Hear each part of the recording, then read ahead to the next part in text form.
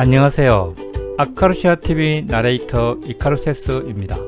오랜만에 뵙습니다. 시청자 여러분. 날이 점점 무더워지고 한여름에 가까워지고 있으니 여러분들도 건강 조심하시고 무더운 여름 잘 지내시기를 바랍니다. 오늘은 대한민국 인구 절벽이 점점 현실이 되고 그로 인해 반드시 필연적으로 다가올 수밖에 없는 여성징병제에 대한 개인적 소고를 영상으로 만들어 보았습니다. 다소 비현실적으로 보일지는 모르나 언젠가는 필연적으로 다가올 미래라 이제는 이에 대한 논의를 시작해야 할 시점이라 봅니다. 여러분, 2020년 현재 대한민국 인구는 매년 줄어들고 있습니다. 2019년 평균 출생률은 0.92까지 떨어졌습니다. 즉, 두 사람이 만나서 단 한 명도 낳지 않는다는 것입니다. 매년 태어나는 아기는 28만 명 수준으로 떨어졌으며 사망자는 31만 명을 넘어섰습니다. 이 말은 매년 인구가 몇만 명씩 줄어든다는 얘기입니다. 많은 사람들이 애써 모른 척하고 있지만 이미 대한민국 인구 절벽은 지금 현실로 다가오고 있습니다. 인구 감소는 사회적, 문화적, 경제적으로 우리나라에 많은 문제를 일으키지만 그 중에서 특히 국방자원 감소로 직결되는 문제를 일으킵니다. No! God! No! No! What? What the fuck? 벌써 2018년부터 군은 징집 인원 감소로 인한 병력 부족으로 현역으로 분류되는 기준을 점점 낮추고 있으며 그로 인해 예전이면 부주격자로 판명되어 면제되거나 공의로 보낼 인원을 현역으로 마구 입대시키고 있는 형편입니다.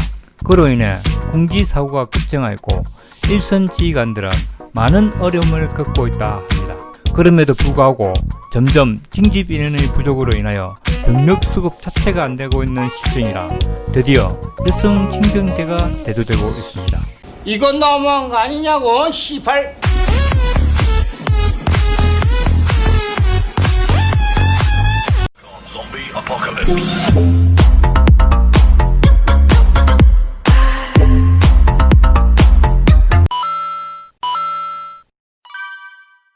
물론 여성징병제는 많은 문제를 내포하고 있습니다. 가장 먼저 성군기문란 문제부터 낮은 체력으로 인한 군인 자질의 문제, 군 부적격자의 문제, 기타 등등의 문제가 있겠지만은 현실적으로 자원 부족으로 인한 징집은 필연적으로 되었습니다. 그러면 이미 여성징병제를 또는 여성모병제를 행하고 있는 다른 국가 예를 들어 여성징병제가 어떻게 운영되는지 알아보겠습니다.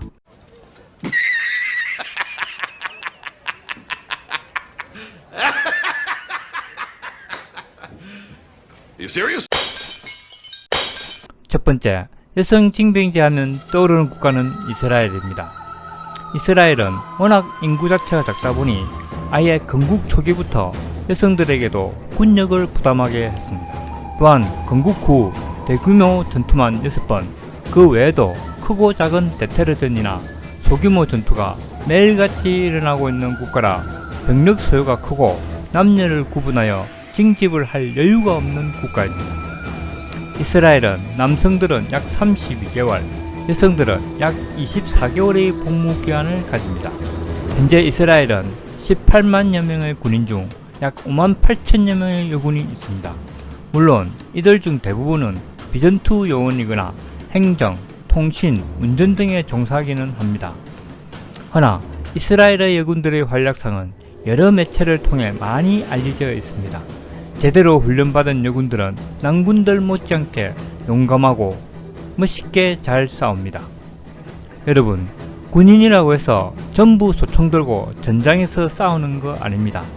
실제로 총을 들고 싸우는 군인은 절반에 불과하고 나머지는 그 전투를 지원해 주기 위해 병참, 보급, 운전, 통신, 행정 지원들을 해주는 자원입니다.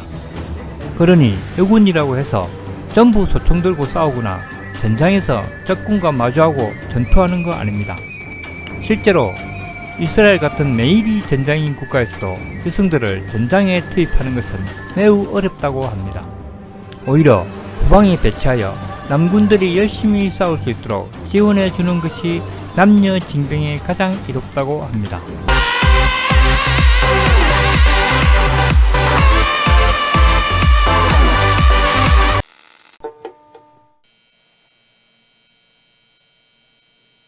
Zombie apocalypse.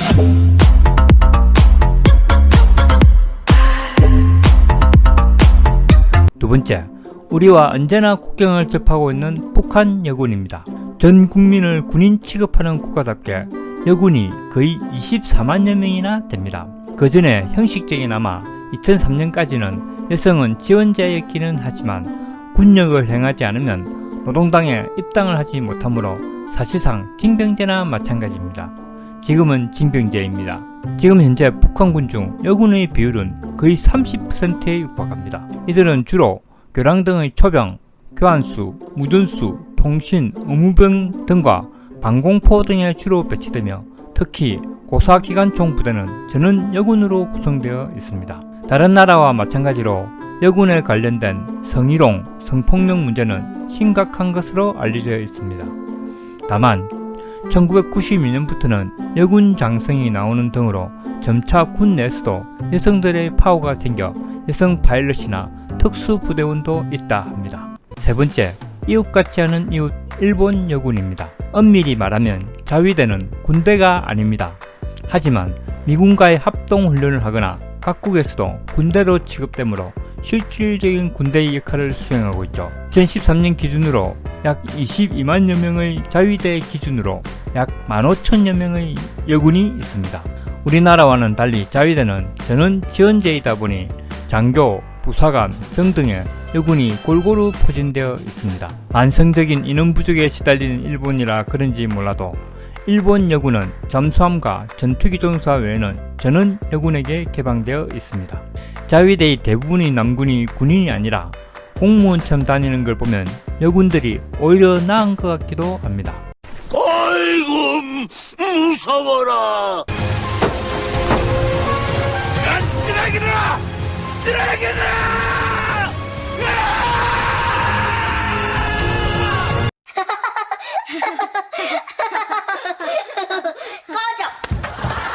Zombie apocalypse.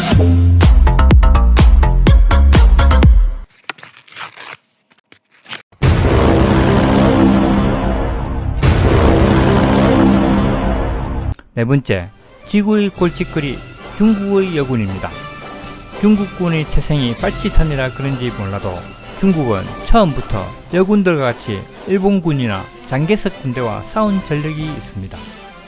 물론 중국의 최대 장점인 어마무시한 인구 때문에 인적 자원이 풍부하다 못해 넘치는 국가이다 보니 남군이 남아돌아 굳이 여군을 전투 자원으로 쓸 이유는 없습니다. 하지만 대내외 행사나 열병식 또는 상징적인 존재로서는 상당한 가치를 가지므로 온갖 행사나 열병식 등에는 모델 출신이나 아주 예쁜 미모를 가진 여군들을 선발하여 보여주기도 합니다. 물론 중국이라고 해서 여성들 중 장군이나 파일럿, 특수부대 등이 없는 것은 아닙니다. 중국은 이미 1955년부터 여성 장군도 배출했고 여럿 전투부대에서도 이미 여성들이 활약을 하기 시작했습니다. 중국 여성들은 우리나라 여성들과 달리 자기 주장이 강하고 고집도 센 편이며 말을 잘 안 들으니 오히려 군인으로선 더 제격 아니겠습니까? 다섯 번째, 여군 중의 여군이라는 러시아 여군입니다. 러시아는 원래 2차 세계대전에 독일이라는 전무후무한 적군을 맞아 인구 약 2천만 명이 썰려 나갔으므로 남녀 구분 없이 군대에 복무하게 됩니다. 그 전통이 아직도 남아있어서 러시아는 여군 양성에 아주 적극적입니다. 2차 세계대전에 여군만 수십만이 투입됐다는 낭설도 있을 만큼 현재의 러시아에서도 여군들의 위상은 대단합니다. 소련 시절에만 하더라도 전통적인 통신병, 간호병 뿐만 아니라 전차병, 저격수, 전투기 조종사 등에도 전원 여군이 배치되기도 했습니다. 특히나 여성 저격수는 인내심과 꼼꼼함이 요구되는 병과라 여성들에게 매우 적합한 병과로 인식되고 독소 전쟁에서 많은 활약을 했습니다. 현재에도 그 영향은 남아있어 러시아는 사관학교도 따로의 여성을 받고 모스크바에는 중학생 시절부터 성인까지 교육시키는 여군 학교까지 있을 정도입니다. 물론 러시아도 거의 5만여 명이나 되는 여군이 존재하기는 하지만 대부분 직접 전투에는 투입하지 않습니다. 허나 러시아 여군 장병들 자체는 남군에 뒤지지 않는 애국심과 전우애가 투철하고 강인한 러시아 여성들의 성격을 보여줘 정예병이라는 찬사를 받고 있습니다. 6번째, 우리의 영원한 우방인 미국의 여군입니다. 미국은 이미 독립 당시부터 여군이 존재했습니다. 허나 2차 세계대전에는 여자와 흑인을 2등 시민으로 간주했던 시대적 상황으로 거의 대부분의 여군이 후방 지원 임무에만 투입되었습니다. 예를 들어 간호나 항공, 행정 등등 말입니다. 하지만 현재는 군대가 직업이 되어버린 미국인지라 여군이 전체 미군 중 약 15%가 될 만큼 많은 여군이 미군에 존재합니다. 과거에는 전투병과나 특수부대, 조종사, 파일럿 등에는 체계가 되었으나 현재는 거의 모든 분야의 여군이 배치되었고 잠수함이나 전투함, 특수부대 등에도 전부 여군이 있습니다. 물론 이렇게 된 데에는 워낙 오랫동안 전쟁을 겪어온 미국에는 군 기피 경향이 강하고 모병제 국가라 인원이 모자라 여군들에게 어쩔 수 없이 개방할 수밖에 없는 처지라는 것도 있습니다. 2020년 현재 미군 내에서의 여군의 활약상은 참으로 대단합니다.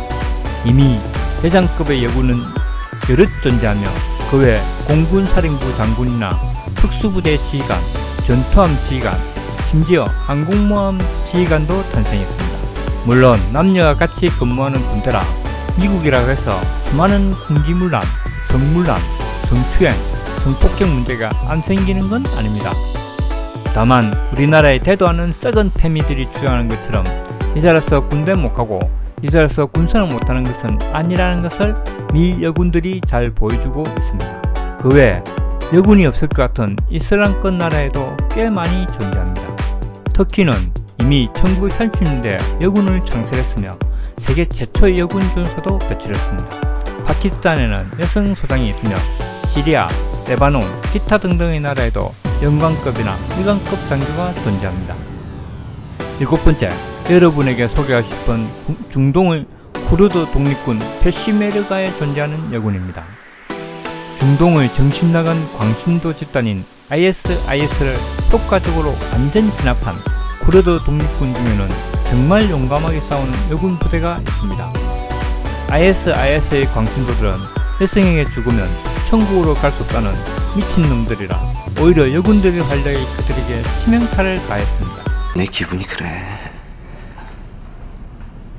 어이가 없네.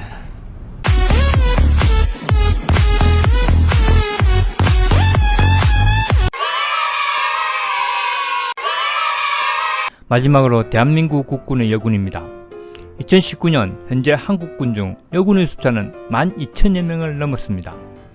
한국에서 여성은 징집의 대상이 아니므로 전원 지원하여 입대한 직업군인들입니다. 전체 군을 보면 약 5.5% 정도입니다. 여군은 병은 존재하지 않으며 전원이 부사관이나 장교로 지원한 인원들로 구성되어 있으며 2014년 기준으로 거의 모든 병과 즉 포병, 기갑, 방공 등에 전부 지원할 수 있고 특수부대나 군성, 군목 등에도 지원할 수 있습니다. 우리 민족의 아픔인 6.25 전쟁 당시에는 남녀 구분 없이 입대가 허용되었고 말 그대로 국난의 위기라 여자 의용 훈련소까지 두는 등 여군을 따르이 뽑아 관리할 정도로 여군을 인정해 주었습니다. 지금도 만성적인 취업난 때문인지 몰라도 여군의 인기는 엄청나서 부사관이나 장교로 입대하기 위한 엄청난 경쟁을 뚫어야 합니다. 헌데도 장교나 부사관으로는 괜찮으면서 병으로는 못 가겠다는 것은 너무 우스운 일 아닙니까? 부끄러운 줄 아시오! 부끄러운 줄 아시오! 부끄러운 줄 아시오! 내 소리 집어쳐! 이 새끼한테 입만 벌리면 거짓말이 자동으로 나와. 이상으로 여성 징병제가 대두되는 시점에서 각국에서 활약하고 있는 여군들에 대해서 간략하게나마 알아보았습니다. 점점 인구가 줄어들고 징집 자원이 부족해지는 대한민국에서 이제는 필연적으로 다가올 수밖에 없는 여성 징병제를 생각해 보지 않을 수밖에 없습니다. 연약하고 나약한 여성들을 왜 징집할 수밖에 없을까요? 평화가 오래 지속되면 국민들은 나약해지고 국방력이 떨어지며 군인들을 천시하고 사회는 썩어갑니다. 이참에 여성들도 1, 2년 동안 군대를 가거나 최소한 군대를 경험하거나 기초 군사 훈련이라도 받으면 국방안보에 도움되고 국가 경제도 살아날 것이며 본인의 정신무장도 도움될 것입니다. 이상 아카루시아TV 나레이터 이카루세스였습니다. 끝까지 시청해 주셔서 감사합니다. 안녕히 계십시오. 고맙습니다.